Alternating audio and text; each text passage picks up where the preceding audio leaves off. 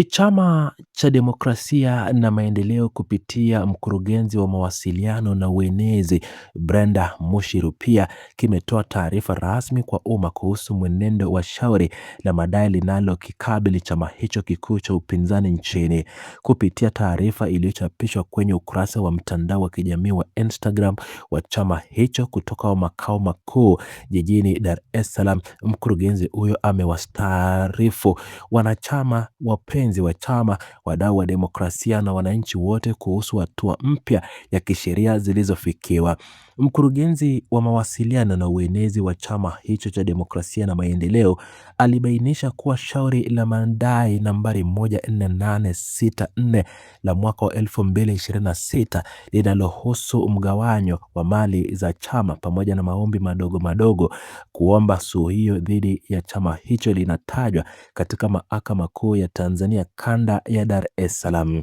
Taarifa hiyo iliyotolewa na uongozi wa chama hicho inaeleza kuwa shauri hilo lililofunguliwa na Said Mohamed Issa akishirikiana na wenzake linasikilizwa na kutajwa mbele ya Jaji Mwanga wa Mahakama Kuu ya Tanzania kanda ya Dar es Salaam. Mtafaruku huu wa kisheria na jimbuko la kufikishwa kwa Chadema mahakamani uliguzwa na mgogoro wa muda mrefu wa kiutawala na usimamizi wa kifedha kati ya Tanzania bara na Zanzibar. Aliyekuwa makamu mwenyekiti wa Chadema Zanzibar, Said Issa Mohamed, akishirikiana na wajumbe wa bodi ya wadhamini kutoka Zanzibar, Ahmed Rashid Hassim na Maulinda Anna Komo, waliamua kuchukua hatua za kisheria kufuatia malalamiko ya kutokuwepo kwa usawa katika uendeshaji wa chama hicho.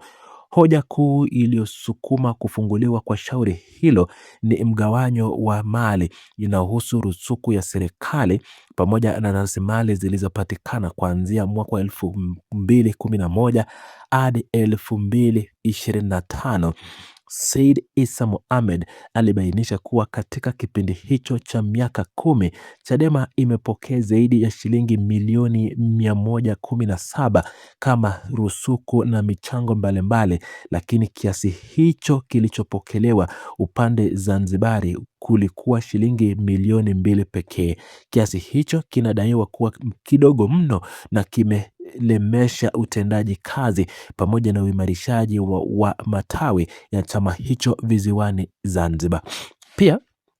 Said Issa Mohamed na wenzake walieleza kuwa rasilimali zote za chama ikiwemo majengo, magari, pikipiki na fedha za michango zimekuwa zikimilikiwa na kuratibiwa kutoka Tanzania bara bila kushirikisha uwiano wa kikatiba wa pande zote mbili za muungano. Baada ya jitihada za ndani za kupitia vikao vya chama kushindikana kupata suluhu, viongozi hao waliamua kukimbilia Mahakama Kuu ya Tanzania kanda ya Dar es Salaam ili kuomba amri ya kuisimamia Chadema kutoa mgawanyo wa haki wa rasilimali hizo na kuomba zuio la muda dhidi ya matumizi ya mali ya chama. Hatua hii ya kutajwa kwa shauri hilo mahakamani inafuatilia kukamilika kwa mchakato muhimu ya majibizano ya kisheria kwa njia ya maandishi kati ya Said Mohamed Issa na wenzake waliofungua shauri hilo dhidi ya Chama cha Demokrasia na Maendeleo Chadema. Kupitia taarifa hiyo rasmi ya mkurugenzi wa mawasiliano na uenezi wa Chama cha Demokrasia na Maendeleo Brenda, chama hicho kimekamilisha taratibu zote za kisheria zinazotakiwa kwa njia ya maandishi ili kuwezesha Mahakama Kuu ya Tanzania kanda ya Dar es Salaam kuendelea na hatua zinazofuata za kusikiliza shauri hilo la madai.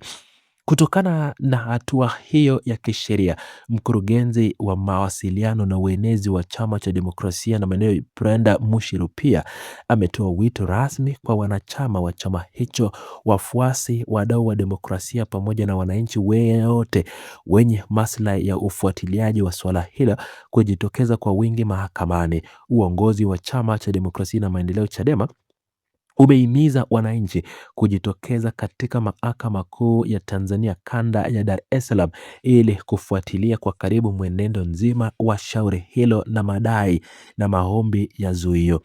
Tukio hili la kisheria linalolikabili Chama cha Demokrasia na Maendeleo linaonyesha uendeshaji wa migogoro ya kisheria na kijamii kupitia vyombo vya sheria nchini Tanzania. Sheria ama shauri hili lililofunguliwa na Said Issa Mohamed na wenzake linaguza eneo nyeti la usimamizi na mgawanyo wa mali za taasisi hiyo ya kisiasa, jambo ambalo linaonyesha athari za moja kwa moja katika uendeshaji wa ndani wa chama ama vyama vya siasa nchini. Nafasi ya Mahakama Kuu ya Tanzania kanda ya Dar es Salaam chini ya Jaji Mwanga inasimama kama chombo cha kutoa haki na kusikiliza pande zote mbili zinazohusika kwenye mgogoro huu wa kisheria. Kukamilika kwa hatua ya majibizano kwa njia ya maandishi kati ya Said Issa Mohamed na wenzake dhidi ya Chama cha Demokrasia na Maendeleo Chadema kunadhihirisha misingi ya kisheria inayofuatwa kabla ya shauri kutajwa rasmi na kuanza kusikilizwa ukumbini. Wito uliotolewa na mkurugenzi wa mawasiliano wa uenezi wa Chama cha Demokrasia na Maendeleo Brenda kutoka makao makuu ya chama hicho jijini Dar es Salaam unalenga kuwashirikisha wanachama na wadau katika ufuatiliaji wa masuala yanayohusu ustawi na usimamizi wa mali za chama chao. Mwenendo wa shauri hili katika Mahakama Kuu ya Tanzania kanda ya Dar es Salaam unaonyesha uwazi wa mfumo wa mahakama nchini, ambapo wananchi na wafuasi wa chama na vyama wanapata fursa ya kuhudhuria na kushuhudia taratibu zote za kisheria zilizotekelezwa. Katika kuonyesha mwitikio wa taarifa hiyo iliyotolewa na mkurugenzi wa mawasiliano na uenezi wa chama cha Chadema, wadau na wananchi mbalimbali wameonyesha hisia na mitazamo tofauti kupitia majukwaa ya dijitali. Baadhi ya wananchi na wafuasi wa Chama cha Demokrasia na Maendeleo wameeleza nia yao ya kufika katika Mahakama Kuu ya Tanzania kanda ya Dar es Salaam ili kuunga mkono chama chao na kufuatilia kwa karibu maamuzi yatakayotolewa na Jaji Mwanga. Wadau hao kupitia maoni yao katika majukwaa ya mitandao ya kijamii wameonyesha pia kuendelea kuchangia rasilimali fedha kwa ajili ya kuunganisha juhudi za kuendeleza shughuli za Chama cha Demokrasia na Maendeleo katikati ya changamoto za kisheria. Wananchi hao wamesisitiza utayari wao wa kuhudhuria katika Mahakama Kuu ya Tanzania kanda ya Dar es Salaam ilivyombwa katika taarifa rasmi ya uongozi wa chama hicho uliopo Mikocheni. Wakati huo wapo baadhi ya wananchi na wachambuzi kupitia majukwaa hayo ya kidijitali ambao wametoa maoni tofauti wakikosoa mwenendo wa Chama cha Demokrasia na Maendeleo na kuashiria kuwepo kwa changamoto za ndani za kiutawala na usimamizi wa rasilimali. Mitazamo hii inayokinzana miongoni mwa wananchi inabainisha jinsi shauri hili lililofunguliwa na Said Issa Mohamed na wenzake linavyovuta hisia za umma na kuzua mijadala mapana kuhusu uendeshwaji wa vyama vya siasa nchini Tanzania.